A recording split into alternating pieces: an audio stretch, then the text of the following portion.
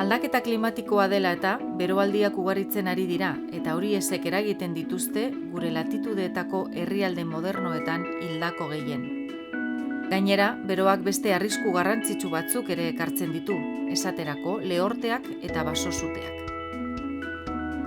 Beroak hainbat egunez jarraian irauten duenean eta gauetan freskatzen ez badu, arazo hauek agertzen hasten dira.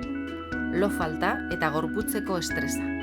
Eta haurtxoek, ume txikiek, adinekoek eta bihotzeko arazoak dituzten pertsonek nabaritzen dituzte gehien arazo horiek. Horregatik, garrantzizkoa da pertsianak jaitsita izatea eta etxeak kanpoko temperatura barrukoa baino baxuagoa denean baino ez aireztatzea.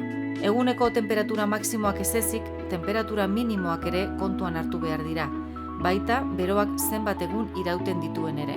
2003ko abuztuko bero boladak 10 egun baino gehiago iraun zuen. 5 egunez temperatura maksimoak 35 gradutik gorakoak izan ziren eta minimoak oso altuak. Gau horietako batean, Bilbon temperatura ez zen 30 gradutik jaitsi.